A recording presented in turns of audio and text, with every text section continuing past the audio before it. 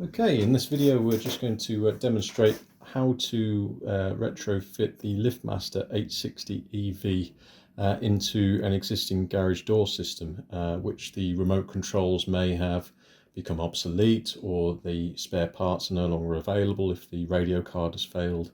These are the reasons why you might want to add a radio receiver to a garage door system without having to replace the entire kit. So the LiftMaster 860 EV is quite a universal piece of kit in that you can retrofit it to a majority of garage door systems out there that have a push button input on the back or on the PCB.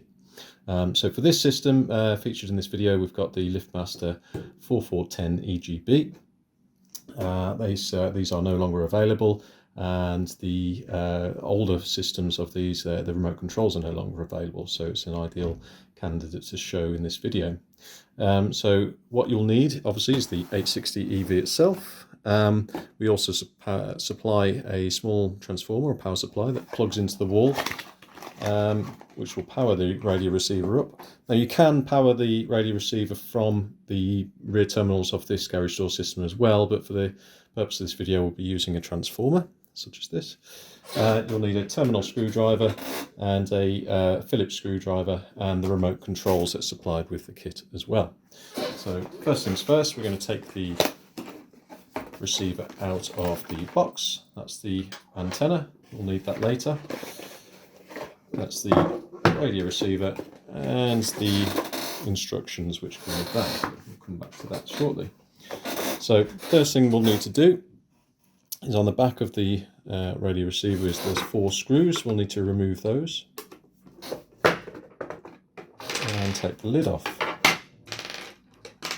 Okay, so inside we'll see the circuit board, and now there are, because this is a 3-channel receiver, there are 3 outputs for for other devices. So if you had 2 garage door systems, for instance, you could use one of these other outputs there to operate the other door system without having to invest in another receiver. But for this video, because we've only got the 1 garage door system, we're going to be using just the 1 output here and the power terminals as well. So there's only 4 terminals that we'll be using today. So the bottom 2, which are for the power, and the 2 further up from that, which is the output. It works the same as the bell pusher does on your wall. If you've got a bell push to open the door that's hardwired to the to your garage door motor, it works in the same way, in that all it does is momentarily short a pair of contacts to open the door. So first things first, we're going to take the power, we're going to put the power in, and then we're going to wire the switch. So I've already prepared this this cable here. So originally this would have a small round plug on the end of it, but all you need to do is chop that off and then strip the wires back, and then put them up through this small gland at the bottom of the receiver. So I'll push them up through there, neaten up the frayed ends, and then hardwire it into the bottom 2 terminals. I don't think this is polarity sensitive, but in the book it does have a positive and negative symbol. So for the purpose of the video, the bottom terminal is negative and the upper terminal of the 2 is positive.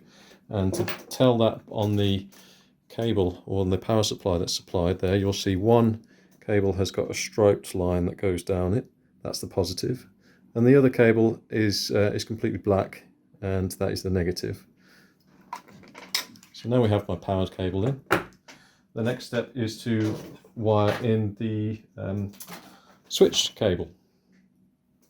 So you'll get a small piece of alarm cable supplied with the kit there, and what we want to do is again just feed it through the bottom of that gland, pull that through, and again, being a switch, it's not polarity conscious. It certainly doesn't matter which way around you do these. In this occasion, I'm going to put the blue in the bottom.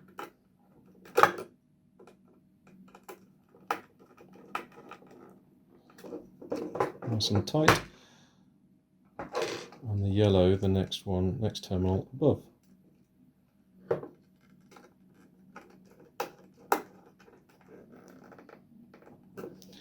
And tighten that down.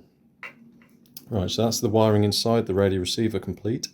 The next thing we're going to want to do is wire this to the garage door itself. Now on this particular model, the switching terminals are across 1 and 2. If you did want to take power to this as well, you can get your negative feed off of terminal 2 and the positive feed off terminal 3. Okay, so I'm just going to wire this in now.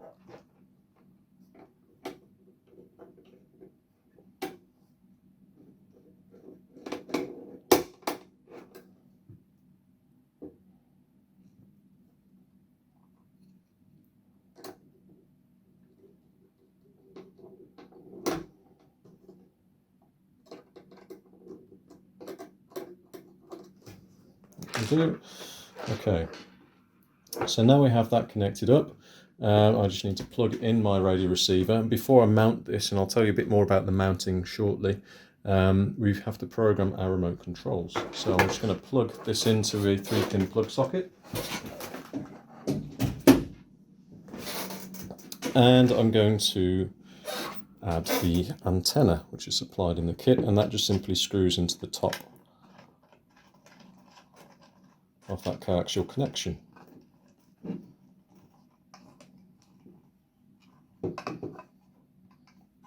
Okay, doesn't need to be spanner tight, it just needs to be hand tightened.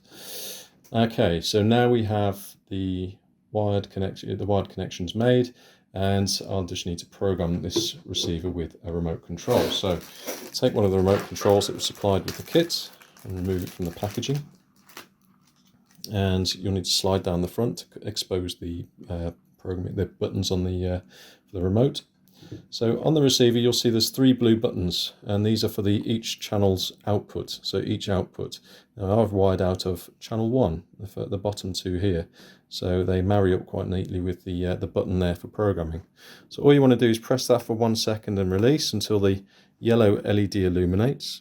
And whilst that's illuminated, press the button that you want to learn on the remote control, and the LED will go off. And you'll see now that if I press that button again, you'll see an activation from the receiver. Okay, so you try to do that again, and you'll hear the click to signify that the remote has learnt in. So now I'm happy with that. I can take my next remote control and program that in exactly the same way. So take it out of the packaging. Oops. Slide down the cover, and on the receiver you press the bottom blue button just once and release until the yellow LED is on, and then press the button on the remote you want to learn in, and the LED will go off. And those 2 remotes are now programmed with the top button learnt in. So what I can do now is reposition this back, the cover back on, and put my 4 screws back in. And now they're in, I can mount this on the side of the operator with the clip that came with the kit, and that just clips into place.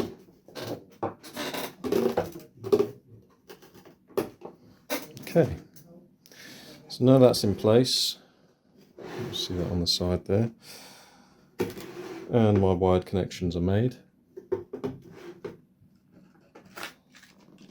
You'll be able to operate your garage door with the remote control. Okay. The receiver is on dual frequency, so you have the option to go for LiftMaster 433 MHz remote controls in the evolution range, or 868 MHz remote controls in the evolution range. So either are compatible. If you have any queries on fitting this at all, please contact us via technical@easygates.co.uk. For more manuals on some of the LiftMaster systems, visit manuals.easygates.co.uk.